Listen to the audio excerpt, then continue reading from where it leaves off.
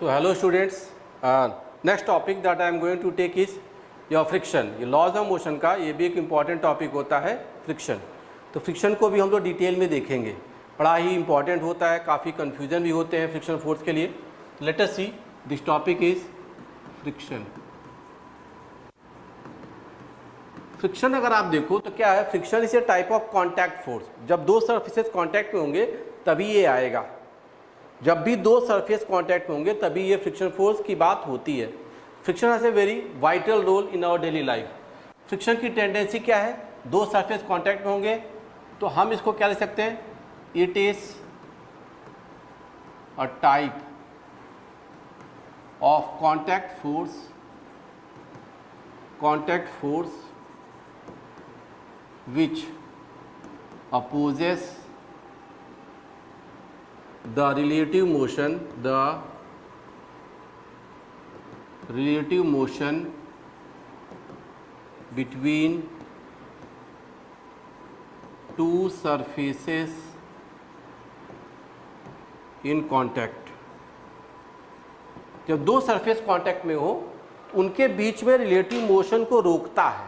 दो surface contact में हो, इनके बीच में रिलेटिव मोशन क्या करेगा, रोकेगा. And while doing so, relative motion को रोकने की कोशिश में ये बॉडी के मोशन को हेल्प भी करता है और अपोज भी करता है. तो फ्रिक्शन केवल अपोज नहीं करता है, फ्रिक्शन कई बार बॉडी के मोशन को हेल्प भी करता है. We are all walking on the ground due to friction. कोई गाड़ी, कार, स्कूटर रोड पे चल रही, all is happening due to friction. Friction नहीं होता तो कोई मोशन नहीं होता. जो भी आपको डेली लाइफ में मोशन दिखते हैं तो maximum of them 80% of the happening due to friction. Friction is necessary. हाँ, रिलेटिव मोशन को रोकने की कोशिश होती है. समवेयर यू ऑल्सो फाइंड कि हमने कोई ब्लॉक को आगे पुश किया, कुछ देर आगे जाके रुक गया, तो रोकने में भी फ्रिक्शन का रोल है. लेकिन आप फाइनल स्टेटमेंट क्या देंगे, रिलेटिव मोशन को रोकता है. दूसरी बात क्या है, कॉन्टैक्ट फोर्स है. तो दो बातों को यहाँ पे ध्यान देना है. करेक्ट. और इसको डिफाइन करने के लिए यहाँ पे कई बार कॉन्टैक्ट फोर्स बाद आएगा, नॉर्मल रिएक्शन की बात भी आएगी. तो ये एक आइडिया हमको ध्यान देना है, friction opposes the relative motion between two surfaces in contact. दूसरी बात हम क्या कहेंगे, while doing so friction can help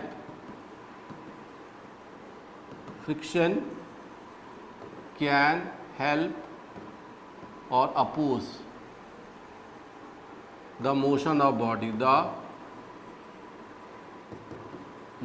body. ये बॉडी के मोशन को हेल्प भी करता है और अपोज भी करता है.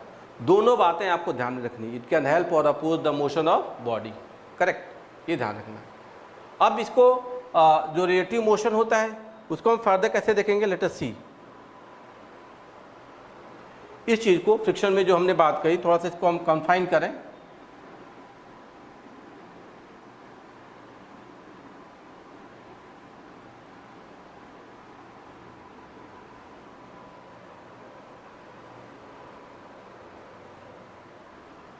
इस चीज़ को हम फर्दर कर देखते हैं. थोड़ा एक एग्जांपल दूंगा, देखिएगा आप.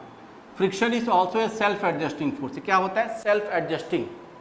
मतलब ये हमेशा कांस्टेंट नहीं होता है, इसकी वैल्यू एक्सटर्नल फोर्स के हिसाब से वेरी करती है. तो दूसरा पॉइंट मैं क्या लिखूंगा, friction is a self adjusting in nature. हमेशा ये मैक्सिमम वैल्यू नहीं लगता है, एक्सटर्नल फोर्स के हिसाब से वेरी करता है. और एक मैक्सिमम फ्रिक्शन फोर्स की बात होती है. फ्रिक्शन फोर्स जो मैक्सिमम होता है वो क्या होता है, म्यू इंटू एन. ये मैक्सिमम फोर्स होता है. इसको हम क्या कहते हैं, it is called as limiting friction.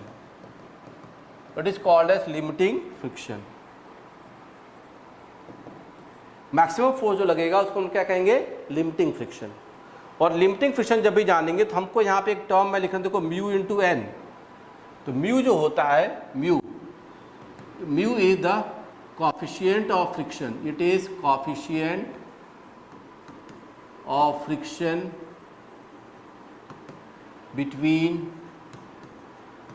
To surfaces.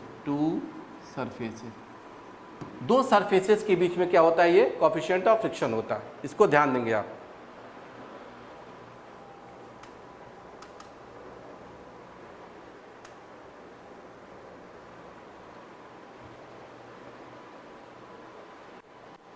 तो mu is coefficient of friction between the two surfaces in contact. Roughness, ये बताता है रफनेस के बारे में, it tells about the roughness between the two surfaces. कोई रफ रोड है, आपका नया व्हीकल का टायर है, तो वहाँ पे कोफिशिएंट ऑफ फ्रिक्शन ज़्यादा होगा, वो रफनेस की बात यहाँ पे करेगा, कितने ज़्यादा उसमें रफनेस की टेंडेंसी है, समझ गए। स्मूथ का अपोजिट है रफनेस। इस म्यू की जो वैल्यू भी होती है, म्यू इज़ ग्रेटर देन और equal to 0 and less than और इक्वल टू 1। ये 0 से 1 के बीच में म्यू की वैल्यू क्या करती है, लाई करती है। It lies between 0 to 1। ये ध्यान रखना, for natural surface, for any natural surface, कोई नेचुरल सरफेस होगा तो उसमें म्यू की वैल्यू 0 और 1 के बीच में लाई करेगी, 1 से ज़्यादा नहीं होगी। हाँ, आर्टिफिशियल में हो सकता है ना, कोई कांटेदार ऐसे रफ सरफेस बना दिया गया, वो अलग बजाता है, लेकिन जनरली आपको 0 से 1 के बीच में आएगा। म्यू जब 0 होगा तो परफेक्ट स्मूथ होता है। म्यू इक्वल टू 0 मीन्स ये हो गया smooth surface, that means surface smooth, correct. तो म्यू परफेक्ट स्मूथ तो भी ऐसा कोई सरफेस नहीं होता है। तो रफनेस की कहीं हर जगह पे कुछ ना कुछ कंडीशन आपको मिलेगी। तो ये ध्यान देना है कि हमारे कंडीशन में रफनेस का भी रोल है ना। हमारे फ्रिक्शन फोर्स को जहाँ भी फाइंड आउट करेंगे और 0 से 1 के बीच में इसकी वैल्यू आ जाती है। सेल्फ एडजस्टिंग कैसे होता है अभी मैं इसको एक्सप्लेन करूँगा। और मैक्सिमम फोर्स को हम क्या कहते हैं, limiting friction. I will take an example और वहाँ से इसको हम लोग क्लियर करेंगे। जस्ट सी, सपोज आई से मेरे पास ये सरफेस है, इसके ऊपर मैंने ब्लॉक रखा, ब्लॉक का मास ले लिया 5 kg और यहाँ पे म्यू की वैल्यू मैं दे दिया 0.4। जस्ट सी, म्यू रेफरेंस कितना दे दिया 0.4 और ब्लॉक का मास कितना है 5 kg। अब इस केस में आप ध्यान दें, वंस इट इज हियर, अब मैं इस ब्लॉक पे एक फोर्स लगाता हूँ F, external force I am applying the F। F4 जब लगाऊंगा तो मैं I am going to form a table कि मेरा फोर्स F लगेगा, इसके कॉरस्पॉन्डिंग क्या फ्रिक्शन होगा, and third point is acceleration. इसका 1 by 1 मैं इसकी एनालिसिस करूंगा, करेक्ट। अब देखिए मेरा फोर्स F जो लग गया, मान लो मैंने फोर्स लगाया ही नहीं, फोर्स मैंने लगाया ही नहीं, तो अब आप देखिए अगर इस ब्लॉक का आप फ्री बॉडी डायग्राम देखोगे तो इसका mg फोर्स लग गया नीचे 5g, तो नॉर्मलाइजेशन क्या हो गया, ये भी हो गया 5g। हमने फोर्स इधर लगाया तो फ्रिक्शन की टेंडेंसी क्या हो गया, अपोजिट रिलेटिव मोशन पीछे जाएगा, और इसकी एक्सेलरेशन की टेंडेंसी किधर है, फॉरवर्ड है। तो इसका अगर इक्वेशन ऑफ मोशन आप लिखना चाहते हैं तो what you will right, F जो कि इस बॉडी पे आके लग रहा था minus friction equal to m into a, ये इसका इक्वेशन ऑफ मोशन बनेगा, F minus friction equal to m into a. अगर मान लो मैंने फोर्स लगाया ही नहीं तो फ्रिक्शन भी नहीं लगेगा, देयर इज नो फ्रिक्शन। मान लो पहले पॉइंट में फोर्स नहीं लगाया तो फ्रिक्शन भी नहीं लगेगा, acceleration of the body is 0। हमेशा फ्रिक्शन म्यू एन नहीं लगता है। हाँ, मैं ये चीज़ कह सकता हूँ इस पर जो मैक्सिमम लिमिटिंग फ्रिक्शन लगेगा वो म्यू इंटू एन है। वो वैल्यू कितनी आएगी देखिएगा, mu is 0.4 and mg is 5g। ये कितना आ गया 20 न्यूटन। तो 20 न्यूटन जो है that is the maximum force. Maximum friction force जो है वो 20 न्यूटन लगेगा, हमेशा नहीं लगेगा। जब तक मेरा फोर्स 0 से 20 के बीच में होगा, 0 1 2 3 4 5 6 से 12 18 19 तक, तब तक फ्रिक्शन फोर्स भी अपनी वैल्यू को क्या करता है, एडजस्ट करता है। तो फ्रिक्शन अपनी वैल्यू को एडजस्ट करेगा, वो अप्लाइड फोर्स के हिसाब से बैलेंस करता है। तो जैसे मान लो मैंने फोर्स नहीं लगाया तो फ्रिक्शन भी नहीं लगा और ये चीज़ एडजस्ट कर गई, तो there is no acceleration in the block, block पे कोई एक्सेलरेशन नहीं आया। अब मान लो मैंने फोर्स लगा दिया 5 न्यूटन का, थोड़ा फोर्स लगाया, तो अगर मैं 5 न्यूटन का फोर्स लगाऊंगा तो ये F5 है, तो फ्रिक्शन सेल्फ एडजस्ट करेगा, वो भी 5 ही लगेगा, वो भी कितना लगेगा 5 ही लगेगा, ताकि इसका एक्सेलरेशन क्या रहे 0, सेल्फ एडजस्ट। तो अगर मेरा फोर्स 5 न्यूटन है तो फ्रिक्शन भी 5 लगेगा और एक्सेलरेशन की वैल्यू क्या आ जाएगी 0, क्योंकि फ्रिक्शन फोर्स क्या है, सेल्फ एडजस्टिंग इन नेचर। अब आप कहोगे मान लो पूरा फोर्स लगता तो क्या होता, मान लो यहाँ पे मैं क्या कर देता कि 20 न्यूटन लगा देता, सपोज आई एम अप्लाइंग 5 और ये 20 न्यूटन लगा दिया, तो क्या हो गया m इंटू ए, तो -15 इसका टू m कितना है 5 इंटू ए, एक वैल्यू क्या आ गई -3 मीटर पर सेकेंड स्क्वायर, ये a आ गया। तो मतलब मैंने फोर्स इधर लगाया ब्लॉक अपने आप उल्टा डायरेक्शन में आना शुरू हो गया। तो ये बैकवर्ड डायरेक्शन में ऐसा कभी ब्लॉक कम फोर्स लगाने पे पीछे नहीं जाता है। तो ये वाली बात, ये वाली कंडीशन नहीं होगी। तो जब भी आपका फोर्स जो होगा, आप ध्यान देंगे, लिमिटिंग से कम होगा, लिमिटिंग फ्रिक्शन से, तो फ्रिक्शन भी अपने आप को क्या करता है, सेल्फ एडजस्ट। यहाँ पे -3 है तो block will not go backward, ऐसा नहीं है। हम कहीं जा रहे थे, कोई कार खड़ी थी, गलती से टच हो गया 5 न्यूटन के फोर्स से, लिमिटिंग फ्रिक्शन 100 न्यूटन था, पीछे आप गाड़ी आना शुरू हो गई, नो, क्योंकि वो एनर्जी कंजर्वेशन क्या करेगा, कॉन्ट्रैडिक्ट करेगा, दैट इज नॉट पॉसिबल। तो फ्रिक्शन फोर्स हमेशा सेल्फ एडजस्टिंग इन नेचर है, इसका हमको ध्यान देना है। तो आपका यहाँ पे अगर F 5 न्यूटन तो ये भी 5 न्यूटन, इसको बैलेंस कर गया। अगला देखो, अगर मेरा फोर्स ये 10 न्यूटन है तो ये भी 10 न्यूटन आएगा, एक्सेलरेशन इज 0। मेरा ये 15 न्यूटन है तो ये भी 15 न्यूटन आएगा, एक्सेलरेशन इज 0। फिर ये फोर्स देखिए, अगर ये 20 न्यूटन आ गया तो ये भी 20 न्यूटन आ जाएगा, एक्सेलरेशन इज 0। तो till limiting friction, till the state of limiting friction, हमारा फ्रिक्शन फोर्स जो है अप्लाइड फोर्स के हिसाब से क्या करता है, सेल्फ एडजस्ट करता है। तो हमारे पास क्या होगा कि friction increases as per the external force increases, ये दोनों चीज़ें होंगी, till F external is less than और इक्वल टू लिमिटिंग फ्रिक्शन। जब तक वो लिमिटिंग फ्रिक्शन से छोटा होगा हमेशा ये बात सही होगी। तो इसका आइडिया आपको बना के रखना है कि लिमिटिंग फ्रिक्शन, सेल्फ एडजस्टिंग और एक्सटर्नल फोर्स में क्या रिलेशन आएंगे, करेक्ट। तो टिल 20 न्यूटन, 0 से 20 न्यूटन तक हमारे पास acceleration of the body is 0। Acceleration of the body क्या आ रही है आपके पास, 0 आ रही है, ये ध्यान रखना, एक्सेलरेशन इज ऑलवेज 0। तो ये जो फ्रिक्शन रेस्ट पे लग के लगता है, इसको कहते हैं static friction. When the body is at rest then there is a friction that is called static friction. इसको हम स्टैटिक फ्रिक्शन करेंगे जब तक बॉडी क्या है, रेस्ट पे।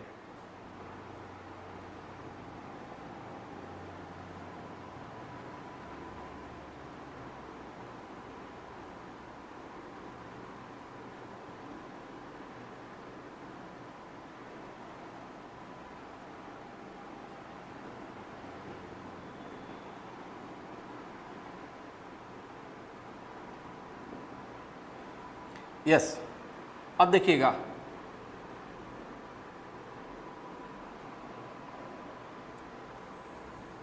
तो यहाँ पे स्टैटिक फ्रिक्शन की बात हो गई। When till the body was at rest, तो 20 न्यूटन तक स्टैटिक फ्रिक्शन लग रहा है।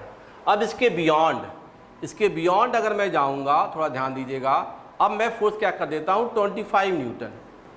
जस्ट सी, अब मेरा फोर्स क्या आ गया, 25 न्यूटन।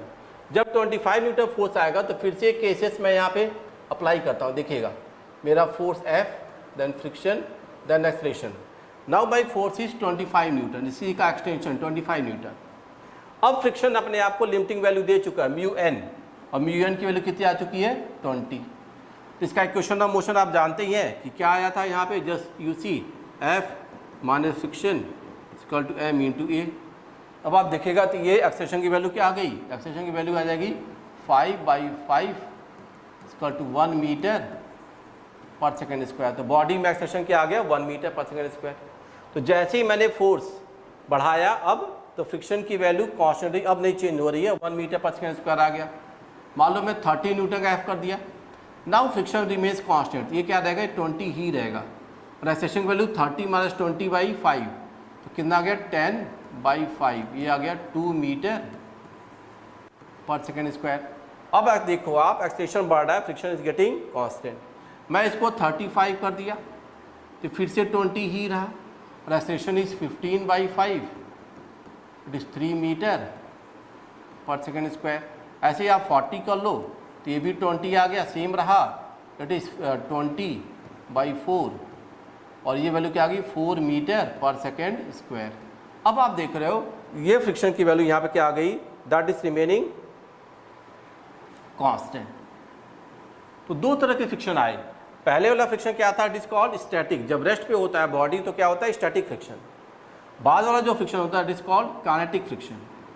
तो काइनेटिक फ्रिक्शन जो होता है, it can change the value, sorry, kinetic friction remains constant. Kinetic friction जो होगा इसकी वैल्यू म्यू इंटू एन, ये हमेशा क्या रहती है, कांस्टेंट।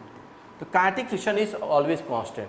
जब बॉडी मोशन में आ गई तब उसमें काइनेटिक फ्रिक्शन हमेशा क्या रहेगा, कांस्टेंट। लेकिन जब बॉडी रेस्ट पे है तो स्टैटिक फ्रिक्शन है, ये वैल्यू क्या होती है, सेल्फ एडजस्टिंग इन नेचर। तो मैं क्या कहूँगा, static is self adjusting as per F external. ये सेल्फ एडजस्टिंग होगा एज पर एफ एक्सटर्नल, क्योंकि इसमें एक्सटर्नल फोर्स के हिसाब से लगेगा। लेकिन जो काइनेटिक फ्रिक्शन होगा, the kinetic friction this value is constant, वो वैल्यू हमेशा कांस्टेंट होती है और बॉडी में क्या आ गया, मोशन आ गया। तो दो तरह के मोशन आएंगे आपके पास, एक स्टैटिक फ्रिक्शन आएगा और एक काइनेटिक फ्रिक्शन आएगा। दोनों की वैल्यू कैसे कैसे आ रही है आप देख लें। ये काइनेटिक फ्रिक्शन हमेशा क्या है, कांस्टेंट है। हाँ, लेकिन इसमें एक्सेलेरेशन क्या होगा, वेरी करता रहेगा। और इक्वेशन ऑफ मोशन आपके पास ये आएगा, F minus friction equal to m into ए।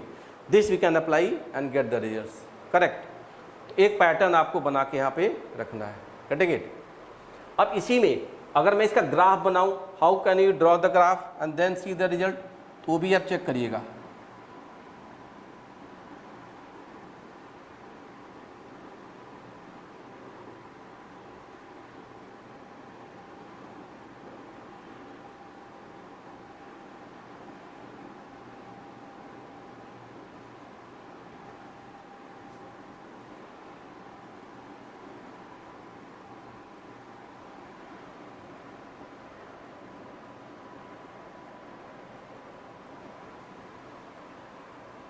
तो ये दोनों केसेस को मैं यहाँ पे यूज़ कर रहा हूँ।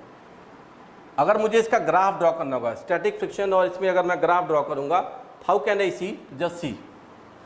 इसका ग्राफ को मैं चेक करता हूँ, देखिएगा ग्राफ में बनाऊँगा for the friction external force. तो जस्ट सी, हमारे पास ये फ्रिक्शन फोर्स इधर आ गया और ये एक्सटर्नल फोर्स है। इसमें मैं फोर्सेस को ऐसे बढ़ा दूँ, 0, 5, 10, 25 से 40 तक ले जाता हूँ। तो मेरा एक्सटर्नल फोर्स जब बढ़ता है तो ये फ्रिक्शन फोर्स की वैल्यू शुरू में लीनियरली बढ़ेगी, एक टर्म आएगा, ऐसे चला जाएगा ग्राफ। देखो, O से P एक पॉइंट आता है और P से Q और Q से R। थोड़ा ये ध्यान दीजिएगा।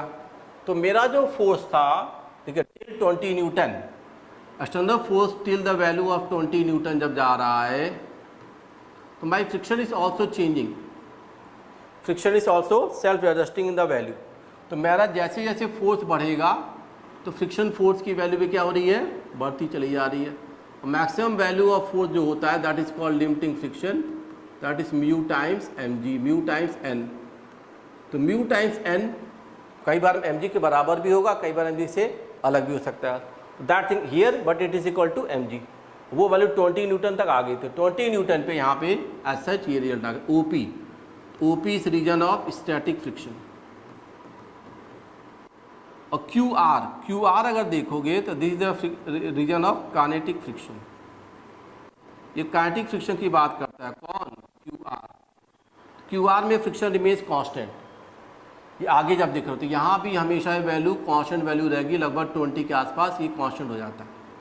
जैसे हमने यहाँ पे म्यू एन की वैल्यू क्या मानी थी, 20 न्यूटन, समझ गए। तो ये याद रखिएगा, static and kinetic friction how do they happen. P से Q जो होता है, P से Q it is transition region, ये ट्रांजिशन रीजन है। तो P से Q में क्या करता है, वो स्टैटिक से काइनेटिक तरफ शिफ्ट करता है। स्टैटिक से काइनेटिक जब शिफ्ट करता है तो दो तरह का फ्रिक्शन कोएफिशिएंट आता है। इनफैक्ट मैं कह दूं तो म्यू की वैल्यू भी दो तरह की होगी, one is called mu S, other is called mu के। तो दो तरह के कोएफिशिएंट कांस्टेंट्स आते हैं, one is called mu S and other is called mu के। इसको भी याद रखिएगा, म्यू एस एंड म्यू के। तो बॉडी रेस्ट पे होती है तो उसको स्टैटिक फ्रिक्शन कोएफिशिएंट कहते हैं, और म्यू के जो होता है it is called kinetic friction coefficient. तो दो वैल्यू आएगी आपकी, स्टैटिक एंड काइनेटिक। अब म्यू एस म्यू के में रफनेस की जो बात कही गई, इट ऑल्सो वेरीज। किसी बॉडी का म्यू एस जो होगा थोड़ा ज़्यादा होता है कंपेयर टू म्यू के। यहाँ पे देखो हल्का सा डिप है, तो हल्का सा जो डिप है यहाँ पे, that dip tells the result and information. आप अगर पूरा कांस्टेंट होता तो ऐसे रहता, तो ये म्यू एस की बात होती, लेकिन यहाँ पे ये म्यू के में क्या करता है, डिप कर जाता है। Dip is happening due to the that cold welding concept यहाँ पे हम लोग देख सकते हैं। उसको एक्सप्लेन मैं करूँगा तो वहाँ से क्लैरिटी आएगी। अदरवाइज आप देखें graph of the external force versus friction एक स्टेज तक बढ़ेगा और उसके बाद ऐसे आ जाता है, फ्लैट कर्व रिजल्ट आपको मिलेगा। कटेंगे। तो फ्रिक्शन का एक अप्रोच मैंने यहाँ पे आपको दिया। I am going to change the page, let us see. तो म्यू की जो बात होती है और रफनेस, आप ध्यान देना, एक मैं यहाँ पे एक्सप्लेन करूँ कि ये म्यू की बात कैसे डिफाइन किया जाए। मान लो मेरे को कोई ब्लॉक है कि ग्राउंड पे रखा जाए और ग्राउंड को भी आप देखें तो what you will see, ground and this surface, इन दोनों में ना ऐसी इंटरलॉकिंग होती है। मान लो कहते हैं नीचे ग्राउंड है, ये ब्लॉक ऑफ मास m है, ये ब्लॉक है, और दोनों को मैं अलग अलग सरफेस मानते हुए रखूं और लेट देम इंटरैक्ट, तो आप देखोगे यहाँ पे ये इंटरलॉकिंग करते हैं ना। One block and ground they are like this. तो इनके किंग्स जो होते हैं, कांटेदार स्ट्रक्चर को माइक्रोस्कोप से देखोगे माउंटेन जैसा स्ट्रक्चर है, ये आपस में क्या करते हैं, इंटरलॉकिंग। तो यहाँ पे देयर आर द इंटरलॉकिंग्स।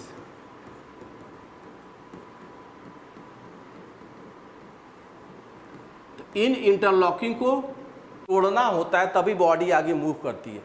तो मैंने अगर यहाँ पे ब्लॉक पे फोर्स लगाया तो फ्रिक्शन पीछे लगा और इसमें एक्सेलरेशन आएगा। तो ब्लॉक पे जैसे ही मैं फोर्स लगाता हूँ तो इंटरलॉकिंग पॉइंट्स टूटते हैं। अब ग्राउंड और ब्लॉक के बीच में मान लो यहाँ पे 1000 इंटरलॉकिंग पॉइंट्स हैं। तो आप जब फोर्स बढ़ाओगे तो हर एक 1, 2, 5, 7, 10, 9, 200, 500, हजारवां तक जब तक नहीं टूटेगा बॉडी आगे नहीं बढ़ेगी। तो सारे इंटरलॉकिंग पॉइंट्स धीरे धीरे टूटते हैं, इसलिए मेरा F बढ़ाने पे धीरे धीरे फ्रिक्शनल फोर्स भी क्या करता है, बढ़ता है।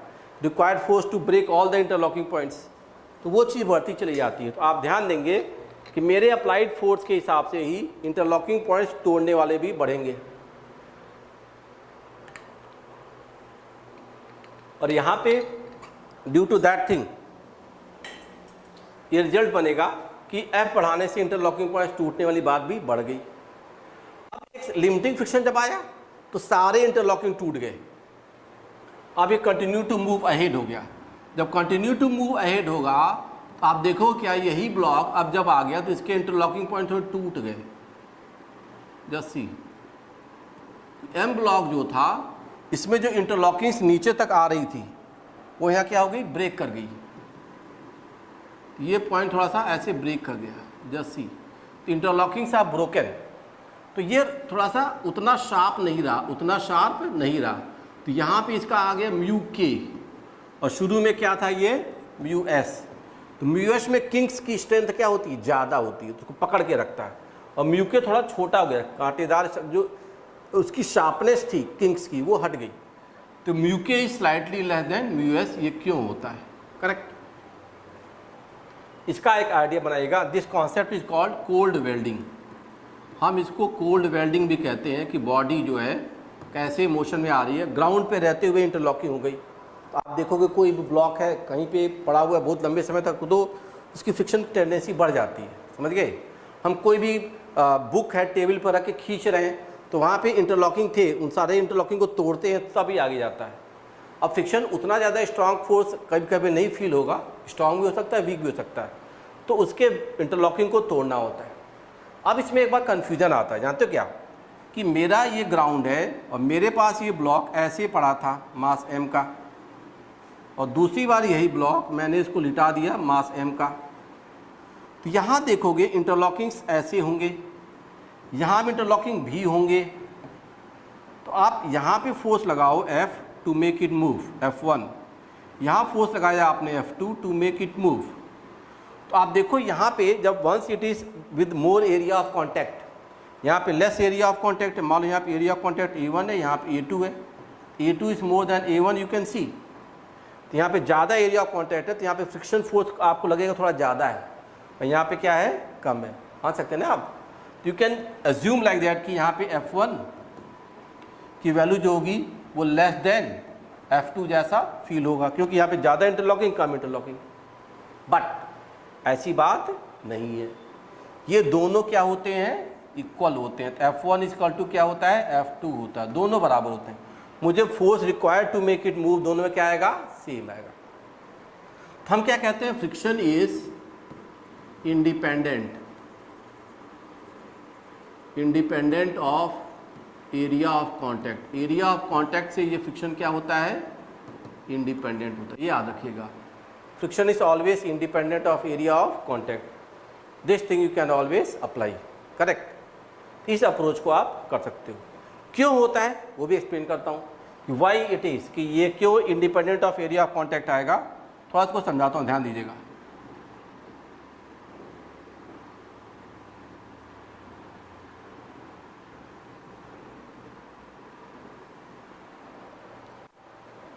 Why this friction is independent of area of contact, ये क्यों होता है। देखिए, जब ये ब्लॉक ऐसे था वर्टिकल प्लेन में, तो इसके इंटरलॉकिंग पॉइंट्स की जो डेप्थ थी, मान लो कि ग्राउंड के साथ जो इंटरलॉकिंग पॉइंट्स की जो डेप्थ आ रही थी, अगर आप देखोगे तो ये डेप्थ ज़्यादा थी।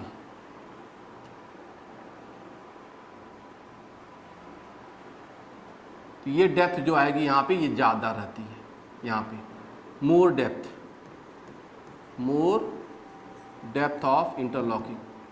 लेकिन जब मैं ऐसे रखता हूँ, सॉरी ऐसे दिखेगा, जब ये फ्लैट एंड सरफेस पर रखा गया तो प्रेशर इसका कम होगा, इसका प्रेशर यहाँ पे क्या होगा, थोड़ा सा कम होगा। ये एम ब्लॉक जब था, अब यहाँ पे जब देखोगे और ग्राउंड भी आ गया यहाँ पे, if I relate the ground, तो ग्राउंड के साथ इसकी जो इंटरलॉकिंग की जो डेप्थ है वो क्या है, कम होगी, less depth of interlocking. Less depth है बट मोर नंबर ऑफ लॉकिंग्स के नंबर यहाँ पे ज़्यादा होंगे। यहाँ क्या, मोर डेप्थ और क्या है, लेसर नंबर ऑफ इंटरलॉकिंग। तो दोनों कंपनसेट करते हैं। तो मान सकते हो यहाँ पे स्ट्रॉन्ग 10 लोग थे, इसको इंटरलॉकिंग किए, यहाँ पे वीक 100 लोग थे, वही 4 दिए। तो डेप्थ से क्या करता है, कंपनसेट करता है। तो friction force is always independent of area of contact. और दूसरी बात कहते हैं पहले वाले में कि स्टैटिक वाला कांस्टेंट जो होगा उसकी इंटरलॉकिंग ज़्यादा होगी कंपेयर टू काइनेटिक, तो वो टूट जाता है, शार्पनेस टूटती है, इसलिए काइनेटिक की इंटरलॉकिंग म्यू के क्या होता है, कम, और स्टैटिक का म्यू एस क्या होता है, ज़्यादा। तो all this things we have to do. इससे हम लोग फ्रिक्शन को हमेशा रिलेट करेंगे। तो मैंने क्या बता दें, important statement, friction is independent of area of surface in contact, उससे इंडिपेंडेंट होगा। और इंटरलॉकिंग टूटते कैसे हैं तो उसके हिसाब से वैल्यू कैसे एडजस्ट करती है। This two things you have to keep in mind. इसी से आपके सारे क्वेश्चन सॉल्व हो सकते हैं, समझ गए। तो फ्रिक्शन का एक इंपॉर्टेंट रोल यहाँ पे कैसे आया, दैट आई हैव एक्सप्लेन। अब फ्रिक्शन के मोशन को हम कहीं पे कैसे चेक करें, अब जरा ध्यान देना। मान लो मैं कहता हूँ आई टेक ए क्वेश्चन कि ये ब्लॉक है, ब्लॉक का मास मैं लेता हूँ से it is 10 kg and here mu की वैल्यू आप ले लो 0.3 है। अब मैंने एक फोर्स लगा दिया F।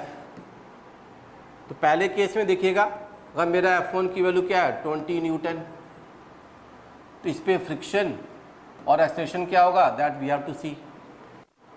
अब आप देखिए, जब भी फ्रिक्शन और एक्सेलरेशन जानना होता है तो फर्स्ट ऑफ ऑल हम देख रहे हैं लिमिटिंग फ्रिक्शन इसका क्या लग रहा है, we have to see this limiting friction point, समझ गए। तो लिमिटिंग फ्रिक्शन की वैल्यू अगर देखते हो आप तो वो क्या होती है, म्यू इंटू एन। अब आप देखो इसका mg फोर्स नीचे आ गया 10g, वही क्या होगा, इसका n होगा। तो म्यू की वैल्यू होगी 0.3 और 10g, तो ये 30 न्यूटन का फोर्स आ गया लिमिटिंग फ्रिक्शन। मेरा फोर्स कितना है 20 न्यूटन। तो लिमिटिंग फ्रिक्शन कभी भी अप्लाइड फोर्स से ज़्यादा नहीं होगा, इट इज़ नॉट कांस्टेंट, मतलब स्टैटिक है ना, बॉडी रेस्ट पे रह रही थी। अब आप यहाँ क्या कहोगे, तो limiting friction will not at F minus friction equal to M into a. आप लिमिटिंग फ्रिक्शन इसको नहीं लगाओगे, केवल सेल्फ एडजस्टिंग लगाओगे, तो F की वैल्यू मेरी क्या है, this is 20 minus friction body at rest M into a की वैल्यू 0 करोगे आप, तो फ्रिक्शन यहाँ पे क्या आ गया, ओनली 20 न्यूटन, और बॉडी का एक्सेलरेशन 0। या अगर आप लिमिटिंग लगाओ कहीं पे, अगर आपको सेकंड तरीका बताता हूँ, अगर आप लिमिटिंग लगाते हो तो ये अज्यूम कर लो कि एक्सेलरेशन नेगेटिव आएगा, उस केस में एक्सेलरेशन नेगेटिव हो नहीं सकता, इसलिए आप क्या कहोगे, बॉडी में रेस्ट पे है। तो दोनों केसेस से हम क्वेश्चन सॉल्व कर सकते हैं। सेकेंड केस ले लो, मान लो मैं F की वैल्यू अब क्या करता हूँ, I apply the F equal to 50 newton. अब आप देख रहे हैं this F is greater than limiting friction, तो आप डायरेक्ट म्यू लगा सकते हो। और पहले वाले में क्या था, it was less than limiting friction, इसलिए हम म्यू नहीं लगाते हैं।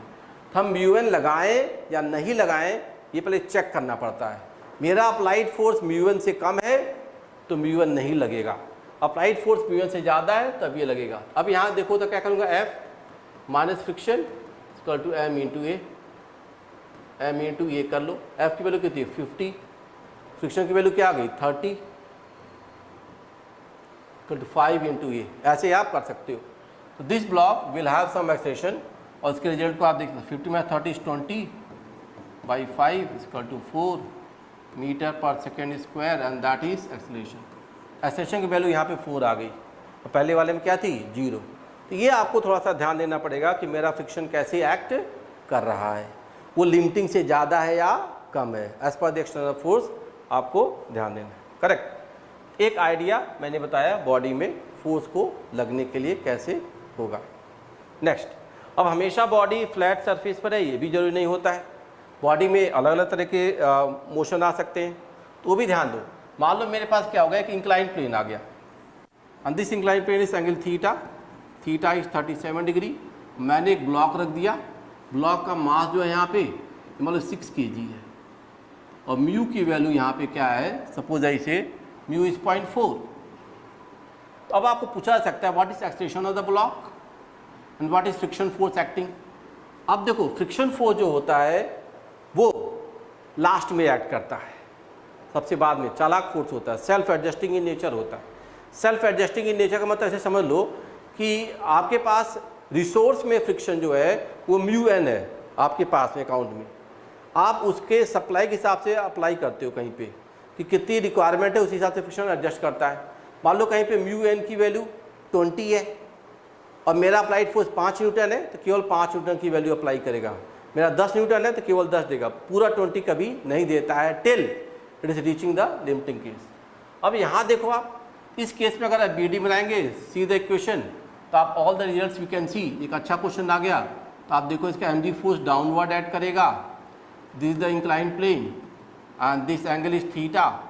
तो आप देखो mg का जो कंपोनेंट डाउन द प्लेन जाएगा दैट इज mg का कॉस थीटा, नीचे जो जाएगा दैट इज mg का साइन थीटा। तो यहाँ पे mg साइन थीटा पहले इसको नीचे खींचने की कोशिश करेगा, एक्चुअल फोर्स mg है, उसके दो स्प्लिटेड कंपोनेंट्स आ गए आपके mg cos theta and sin theta, तीन फोर्स अलग अलग नहीं है, ध्यान देना। mg का ही दो स्प्लिटेड पार्ट है, mg sin theta and mg cos theta. यहाँ पे एक चीज और देखो कि what will act, there will act one normal action, ऊपर लग जाएगा, और फ्रिक्शन की जो टेंडेंसी को रोकने की वो ऊपर लगेगी like that up the plane. तो यहाँ पे देखो सबसे पहला फोर्स कौन आया mg, फिर कौन आया नॉर्मल एक्शन, तीसरा कौन आया फ्रिक्शन। तो chronology of the forces if you want to see, तो first of all you see there is mg force, then next is normal action, then next is friction, they are related. अब if mg sin theta is greater than friction it will come down, ऐसे आ जाएगा। तो equation of motion देखो तो what you will write n minus mg cos theta equal to 0। n की value क्या आ गई आपके पास mg cos theta, just see it is this. यहीं से आप लिमिटिंग फ्रिक्शन पहले गेस कर लो, तो limiting friction is mu N, mu की वैल्यू कितनी है आपके पास, से इट इज 0.4 इंटू 6g, ये वैल्यू क्या आ गई 24 न्यूटन। तो 24 न्यूटन का आपको ये वैल्यू मिल जाएगा फ्रिक्शन का, लिमिटिंग फ्रिक्शन। अब देख रहे हैं कि ब्लॉक रुकेगा कि नहीं रुकेगा, या आपको ध्यान mg sin थीटा देख लो, mg sin थीटा जो फोर्स नीचे लग रहा है इसको तो वो चेक करो, mg sin थीटा हो गया 6g 60 और sin 37 3/5 ना। तो आप देखिए क्या हो गया, इट इज 36 न्यूटन। तो 36 न्यूटन जो फोर्स है वो 24 से क्या है ज़्यादा है। तो अब आप देख सकते हो कि mg sin theta is dominating over friction, तो मैं क्या कहूँगा, I will write mg sin theta minus friction equal to m into a, and this formula will help us to go like that. ये फार्मूला हमको help कर देगा mg sin theta minus friction equal to m into a से, कि कैसे result निकाल पाएँ। तो इस क्वेश्चन में ये अप्लाई करोगे आप, you will get it correct. तो देखो थोड़ा सा मैं इसको एडजस्ट करता हूँ फिगर को।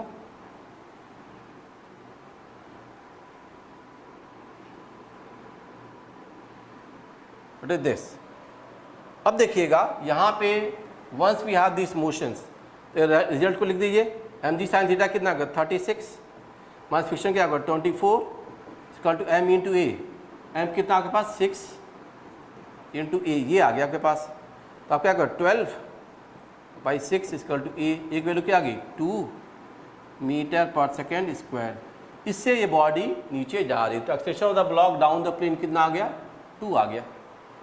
गटेगे, ये अप्रोच आप यहाँ पे बना सकते थे। एक तरीका हो गया फ्रिक्शन फोर्स को और एक्सेलेरेशन को देखने का। इसी में अगर मान लो मेरे पास क्या हो जाता, अगर म्यू की वैल्यू मैं चेंज कर दूं, म्यू की वैल्यू 0.2 कर देता हूँ, हाफ कर देता हूँ, तब क्या होगा लिमिटिंग फ्रिक्शन आपका बदल जाएगा।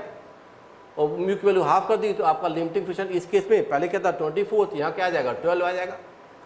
तब इसकी एक्सेलेरेशन की वैल्यू अलग आ जाएगी। एम ए की वैल्यू क्या आ गई, एम जी साइन थीटा वही रहा, that is 36 minus 12 equal to M into a. अब आप देखो एम की वैल्यू कितनी है आपके पास 6 ए 36/12 कितना आ गया, ये 24 आ जाएगा। तो ए की वैल्यू क्या आ गई 24/6 4 मीटर पर सेकेंड स्क्वायर। तो बाय द वे ये डबल हो गया, हमेशा हो कोई जरूरी नहीं है। तो ये आप ध्यान दे सकते हैं, म्यू की वैल्यू बदलने से ये रिजल्ट पे फर्क पड़ सकता है। ऐसा भी हो सकता था, जैसे मान लो यहाँ पे ये रिजल्ट जो आ रहे हैं आपके पास, सपोज ऐसे म्यू की वैल्यू मेरे पास 0.8 होती, अगर म्यू की वैल्यू क्या हो गई 0.8। अब देखो तो 0.8 पे आपका लिमिटिंग फ्रिक्शन क्या आ गया, limiting friction for the value of 0.8, तो आप देख सकते हो ये क्या आ जाएगा 48 न्यूटन ना, इट इज 48 न्यूटन, समझ गए। तो ये 48 न्यूटन आ गया। अगर ये 48 न्यूटन आ रहा है तो अब आप देखोगे एम जी साइन थीटा जो कि 36 है, it is less then limiting friction, तो छोटा हो गया। जब छोटा हो गया तो अब आप यहाँ क्या कह सकते हो कि बॉडी विल नॉट मूव। इस केस हम क्या कहेंगे, लिमिटिंग फ्रिक्शन लगेगा ही नहीं, तो हम कहेंगे m into a that is m g sine theta minus friction. A को क्या कर दोगे 0। आपको थोड़ा सा बार बार ये चेक करना पड़ता है कि मेरा लिमिटिंग फ्रिक्शन आ रहा है कि नहीं, क्या मेरा अप्लाइड फोर्स लिमिटिंग फ्रिक्शन से ज़्यादा है या कम है। तो देखो मैं 3 केसेस यहाँ पे ले लिया, I have taken the 3 cases. पहले में ए की वैल्यू म्यू की वैल्यू क्या लिया था 0.4, सेकेंड में म्यू की वैल्यू 0.2 और थर्ड केस में म्यू की वैल्यू दिस 0.8। तो अलग अलग केसेस में आपको अलग अलग एक्सेलरेशन और फ्रिक्शन यहाँ पे मिल सकते हैं। तो एक आइडिया फ्रिक्शन का ध्यान देना, कैसे limiting and all the results it creates. Okay, तो इंक्लाइन प्लेन पे ब्लॉक है और मोशन में कैसे हो पा रहा है। फ्रिक्शन का देखो और भी यूजेस कैसे आते हैं, all that we can see. Friction के ऑल भी इफेक्ट आ सकते हैं। तो मैं इसको चेंज करता हूँ। फ्रिक्शन को अगर एक सही सा एग्जांपल लो तो मैं ये कह सकता हूँ कि देखो मेरे पास ये दिस मार्कर है, मार्कर को मैं यहाँ पे रख के और केवल हॉरिजॉन्टल प्रेस करूँ तो भी नीचे नहीं गिरेगा। सो कौन रोक रहा है, friction is making it come to rest. तो कोई ब्लॉक यहाँ पर रख के हम उसको it is not falling down. तो कहीं पे भी ये चीज़ की जा सकती है कि कहने का मतलब ये है कि मेरे पास एक की है, मैं ग्राउंड ऐसे प्रेस कर रहा हूँ, तो प्रेस कर रहा हूँ तो ये नीचे नहीं जा रहा है। तो नीचे क्यों नहीं जा रहा है, ड्यू टू फ्रिक्शन इसके एम जी के अगेंस्ट एक्ट कर रहा है। तो कोई ऐसा केस भी फ्रिक्शन में आ सकता है, जैसे मान लो हमेशा हॉरिजॉन्टल ग्राउंड पे नहीं, ये मान लो दीवार है आपके पास, ऐसे देखो दीवार पे मैंने एक ब्लॉक रख दिया, ब्लॉक को मैं एक फोर्स लगा दूं हॉरिजॉन्टल तो ये नहीं गिरेगा। इस वॉल के अगेंस्ट कितना फोर्स लगा दें कि ना गिरे, तो वहाँ भी फ्रिक्शन का रोल है। जस्ट सी यहाँ देखिए तो इसका M G force is acting downward, और मैं जो फोर्स लगाऊंगा ऐसा तो दीवार इसको क्या देगी, ये एक नॉर्मल रिएक्शन कि आर हॉरिजॉन्टल ऐसे दे दी आर, तो दीवार ने ब्लॉक पे क्या दिया आर इधर। तो यहाँ पे एम जी फोर्स नीचे लग रहा है, तो इसको रोकने के लिए फ्रिक्शन कहाँ लगेगा, friction will act up the plane. तो फ्रिक्शन ही इसको रोक सकता है। तो मेरा फोर्स हॉरिजॉन्टल गया और फ्रिक्शन कैसे आ गया, लाइक दिस वर्टिकल। तो मेरे फोर्स के अगेंस्ट आर आया और गिरने की टेंडेंसी नीचे थी तो फ्रिक्शन ऊपर लग गया। तो मैं यहाँ पे एफ मिनिमम क्या लगाऊं, इसकी वैल्यू जान सकता हूँ। What shall be the minimum value of F. कोई चीज़ है दीवार के अगेंस्ट ज़्यादा तेज से दबा दो तो रुक जाएगी, लेस फोर्स लगाओगे तो इट कैन कम डाउन। तो वो वाली कंडीशन हम लोग यहाँ पे देख सकते हैं। तो what I will say, just see, इस ब्लॉक को देखो तो mg नीचे लग गया, r आपका इधर आ रहा है, फ्रिक्शन फोर्स ऊपर लग रहा है, और ब्लॉक पे मैंने F ऐसे लगाया था, F।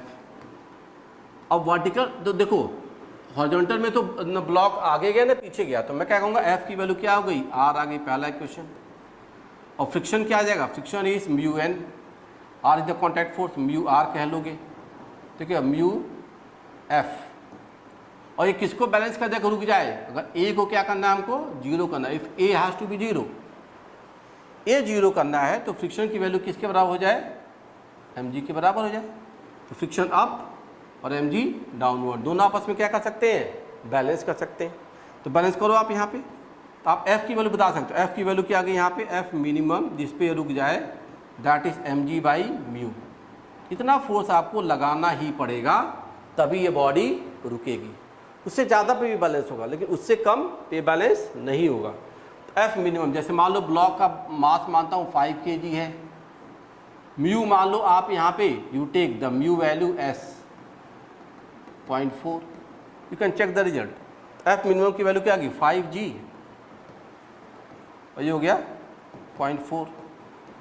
आप इस रिजल्ट को यहाँ पे कर सकते हो, 5g/4, तो ये more than this mg value आ जाएगी। तो फ्रिक्शन फोर्स इससे बैलेंस कर रहा है, और मिनिमम फोर्स कितना चाहिए, रिजल्ट हम लोग निकाल सकते हैं, roughness like that it happens. तो 5 kg ब्लॉक के लिए आप इसको देख लो, तो आप क्या कर सकते हो, दिस वैल्यू कितना आएगा जी, ये तो 50/0.4, तो क्या आ गया आपका, यू कैन से 500/4 ना, तो ये आ गया 500/4, तो ये क्या हो गया 125 न्यूटन। आप देख सकते हो कि 125 न्यूटन का फोर्स लगाना पड़ेगा ताकि 5 kg का ब्लॉक रुका रहे। तो conditions can be seen, friction ऐसे भी एक्ट करता है, समझ गए ना। और adjustment of friction force motion के हिसाब से हम लोग देख सकते हैं। और यही फ्रिक्शन आपको देखो, फ्रिक्शन नहीं होता हम लोग कोई टर्न नहीं ले पाते। तो किसी गाड़ी को, व्हीकल को सर्कुलर टर्न में जाने में फ्रिक्शन ही हेल्प करता है। ऑल द सर्कुलर मोशंस, क्योंकि हर जगह बैंकिंग वाली बात नहीं होती, बैंकिंग हर जगह नहीं कर सकती। हाईवे पे तो बैंकिंग होगी, कॉलोनी के रोड में बैंकिंग होगी नहीं होगी, वहाँ पे एलिवेशन नहीं होता, तो वहाँ पे कौन हेल्प करता है आपको, फ्रिक्शन। तो फ्रिक्शन ही उन सारे चीज़ों में भी आएगा, तो वो भी मैं देख सकता हूँ। क्या देखिएगा, तो role of friction in circular motion on horizontal ground.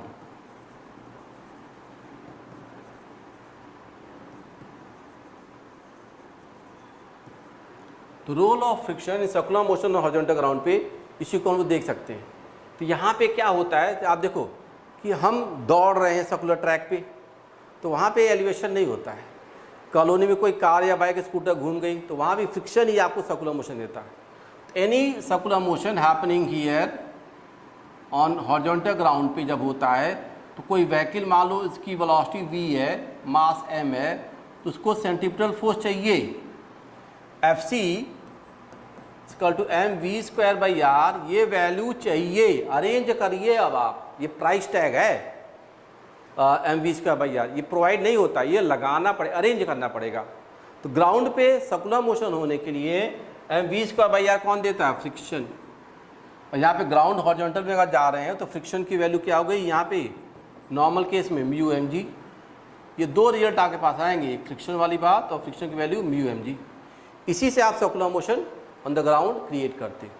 इसका आप यूज़ करो तो what you will C, mv²/r आपको चाहिए, किसने दिया, फ्रिक्शन ने दिया, तो म्यू mg। तो आप यहाँ से क्या पाओगे, v² की वैल्यू क्या आ गई, म्यू gr, v² आ गया म्यू gr, ये ध्यान देना। अगर आप याद करो तो ये फ्रिक्शन फोर्स से जो वैल्यू आ रही है मैक्सिमम स्पीड म्यू gr, वहाँ भी याद करो तो आपके पास v² उधर भी आया था बैंकिंग में, तो वहाँ क्या था, rg tan थीटा। तो जो रोल वहाँ पे एंगल ऑफ बैंकिंग का था, tan theta angle of banking, वही रोल यहाँ पे किसका है, फ्रिक्शन का है। तो तो फ्रिक्शन ही आपको सर्कुलर मोशन क्रिएट करा रहा है। तो ध्यान दीजिएगा, फ्रिक्शन ही सर्कुलर मोशन में हमको हेल्प करता है। तो आप देख रहे हो कि वी मैक्स का square is proportional to what, mu proportional to radius. आप चाहते हो कि आपके पास ज़्यादा स्पीड आए तो म्यू को बढ़ा रखो। रफ ग्राउंड होगा तो बहुत तेज़ी से आप टर्न ले सकते हो, स्लिपरी ग्राउंड होगा तो आप स्लिप कर सकते, गिर सकते हो। तो स्लिपरी ग्राउंड है कि रफ ग्राउंड है कैसा है, तो वहाँ पे ये चीज़ आती है फ्रिक्शन की वैल्यू लिमिटिंग मैक्स। इससे ज़्यादा स्पीड होगी स्किड कर जाएगा। मान लो आप सर्कुलर टर्न लेते थे रोज़ अपनी कॉलोनी में, एक दिन बारिश हो गई, आपकी आदत है उसी पुराने स्पीड पे जाने पे, तो स्किड कर जाओगे। तो बारिश वगैरह होने में आप देखते हो जनरली एक्सीडेंट ज़्यादा होते हैं। क्यों? क्योंकि वहाँ भी वाला पैटर्न आ जाता है, तो हमको ये अवॉइड करना होता है। तो ये लिमिटिंग स्पीड और एंगल ऑफ बैंकिंग को देखो तो एक ही रोल है, बैंकिंग और फ्रिक्शन दोनों आ जाते हैं तो ज़्यादा आपको वो मिल जाता है लिबर्टी कि you can increase the speed. But exclusive if you see, तो ये भी सर्कुलर मोशन में आ रहा है और एंगल ऑफ बैंकिंग, दोनों के रिजल्ट क्या आते हैं, सेम आते हैं, and they follow the same pattern. Correct? तो ये ध्यान देना कि अगर फ्रिक्शन नहीं होता तो किसी भी व्हीकल में सर्कुलर मोशन नहीं होता, या बैंकिंग क्रिएट करना पड़ता है, स्पेशल हमेशा डिजाइनिंग करनी होती। तो मौत का कुआं जो होता है वो दोनों का कॉम्बिनेशन है। जो वो अंदर बहुत तेज व्हीकल चलाता है तो वहाँ पे थीटा भी काफ़ी ज़्यादा है और रफ भी है, तो दोनों मिलके क्या करते हैं, your liberty for the speed is increased. तो और कंपेरेटिवली हाइयर स्पीड पे आप वहाँ पे आराम से मोशन कर पाते हो। वहाँ एक और चीज़ है, कम स्पीड भी नहीं कर सकती, एक मिनिमम और मैक्सिमम स्पीड की लिमिट होती है, that we can get with the derivation of the results. लेकिन ये आप ध्यान देना, सर्कुलर मोशन होने के लिए ये इम्पॉर्टेंट है फ्रिक्शन, और ये वैल्यू तो मैंने बता ही दी, this we can apply. Correct? अब इसमें जैसे मान लो मैंने कह दिया कि इसमें एक एग्जाम्पल लेता हूँ, क्वेश्चन लेता हूँ, यू कैन सी कि कहीं पे म्यू की वैल्यू जो है मान लो 0.4 है, समझ गए, रेडियस जो है आपके पास वो 100 मीटर है। तो what is the maximum speed of the vehicle, ये आप दिखा सकते हो। आप मास ऑफ द व्हीकल जो है वो मान लो 1000 kg था, 1000 kg की कोई कार थी, स्पीड पे जा रही थी, तो मैक्सिमम स्पीड क्या आएगी, तो मैक्सिमम स्पीड अगर आप यहाँ पे देखें तो वी मैक्स का स्क्वायर इक्वल टू म्यू हो गया 0.4, जी हो गया 10 इंटू आर इज 100। अगर आप देखें तो इट इज़ 400, तो 400 मतलब कि वी मैक्सिमम स्पीड जो आ गई 20 metre per second. Kilometre per hour भी करोगे 20 इंटू 18/5, तो आप करोगे 72 किलोमीटर पर आवर। कितना आ गया, 72 किलोमीटर पर आवर या 20 मीटर पर सेकेंड। इससे ज़्यादा स्पीड होगा तो स्किड कर जाएगा आपका व्हीकल। तो सर्कुलर ट्रैक स्पीड और लिमिट को मैंने कैसे कोरिलेट कर दिया। हाँ, इससे कम स्पीड होगा तो हमेशा वो एडजस्ट करेगा। 72 है तो 60, 40, 10, 20 धीरे धीरे जाओगे तो फ्रिक्शन सेल्फ एडजस्टिंग करके बैलेंस कर जाएगा, लेकिन ज़्यादा नहीं कर सकते। ज़्यादा तब करोगे जब बैंकिंग और दोनों चीज़ें क्या हो, कंबाइन हो। इसलिए वो फार्मूला 1 रेस वगैरह कार जब होती है तो वहाँ पे बैंकिंग भी अच्छी होती है और म्यू तो रहता ही है। या साइकिलिंग ट्रैक को आप ओलंपिक्स में देखोगे तो वहाँ भी रिजल्ट आता है कि इन दोनों का पैटर्न हम लोग वहाँ पे फॉलो करते हैं। इनफैक्ट फ्रिक्शन जो है आपका ये काफ़ी इंपॉर्टेंट फोर्स है, उसको डेली लाइफ में हर जगह रिलेटिव मोशन के हिसाब से चेक कर सकते हो। और रिजल्ट जैसे मैं कहता हूँ वॉकिंग में कैसे होता है, हम जब वॉक करते हैं तो वॉकिंग में फ्रिक्शन कैसे आ रहा है वो बड़ा इंपॉर्टेंट है। Once we are walking on the ground, आप देखिए वॉक करते हैं हम लोग तो इट इज़ ग्राउंड, नीचे ग्राउंड है, हम यहाँ पे ग्राउंड को पुश करते हैं नीचे किसी फोर्स से, एफ फोर्स से ग्राउंड को पुश करते हैं किसी थीटा एंगल पे। तो आप यहाँ देखोगे एक रिएक्शन फोर्स आएगा आर, और ये एंगल थीटा से क्या होगा, आर एक्स फोर्स। ये पैर आपको पहले पैर पे आप आगे बढ़ते हो, वेट बैलेंस करते हो, आगे बॉडी जाती है। और सेकंड जो है ये वाला सेकंड पैर, इसे आप you push the ground back, तो यहाँ कौन आता है, फ्रिक्शन। सेकंड पैर पे आपके क्या आता है, फ्रिक्शन, और फर्स्ट पैर पे क्या है, आर एक्स। और ये बॉडी आपकी, आप ऐसे वॉक कर रहे हो तो आप देखो तो simply your body has M G like this. तो आर एक्स जब फ्रिक्शन के बराबर होता है तभी आप आगे चलते हो।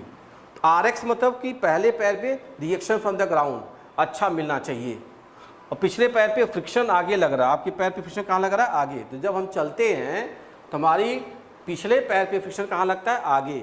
जब दोनों बराबर होते हैं तब ये प्रॉपर वॉक होती है। It is the case of proper walking. तो जब हम अच्छा वॉक कर रहे हैं तो फ्रिक्शन फोर्स और ये RX दोनों क्या करते हैं, इक्वल होने चाहिए। मान लो आपने कई बार देखा स्लिपरी ग्राउंड रहा कि आपका पैर बहुत अच्छा लिया लेकिन ये पीछे रुक गया, कोई स्लीपर होकर भी देखा तो रुक जाता है। तो हम कई बार स्लिपरी ग्राउंड में, कोई बच्चा होता है देखो गिर जाता है स्लिपरी ग्राउंड में, उसको नहीं पता है, उसने RX ज़्यादा ले लिया, फ्रिक्शन नहीं मिला उसको। तो जहाँ पे फ्रिक्शन कम होता है तो हम लोग छोटे छोटे स्टेप लेते हैं और छोटे स्टेप से आपको RX को कम करते हैं, समझ गए। RX जब कम करेंगे तो हमको फ्रिक्शन की कम ज़रूरत पड़ती है। तो वॉक पैटर्न पे भी ये बात होती है। और वॉकिंग में हम पिछले पैर पे फ्रिक्शन कहाँ लगता है, आगे, और अगले पैर पे RX रिएक्शन कॉन्टैक्ट फोर्स की बात आती है। तो या N का नॉर्मलेशन भी आप करोगे और 1 कंपोनेंट ऑफ RY जो होता है आप RY वो इसके mg को क्या करेगा, बैलेंस करेगा। That thing happens. तो वॉकिंग एक्शन में रिजल्ट कैसे आए वो भी बता दिया। तो फ्रिक्शन एक बड़ा अच्छा फोर्स है। इसको मैं एक और लेक्चर लूँगा लगभग 1 घंटे का, तो वहाँ पे 2 बॉडी सरफेसेस में कैसे फ्रिक्शन आएगा। आज तो हमने सिंगल सरफेस की बात कही, छोटे छोटे बेसिक कंडीशन को देखा। डबल सरफेस पे फ्रिक्शन कैसे आता है उसको भी हम लोग डिटेल में देख सकते हैं। Combination of friction and banking क्या होता है वो भी देख सकते हैं। तो सिंपलेस्ट केस में फ्रिक्शन तो बता दिया, other some of the cases will discuss, उसको हम लोग नेक्स्ट क्लास में करेंगे। Okay, thank you.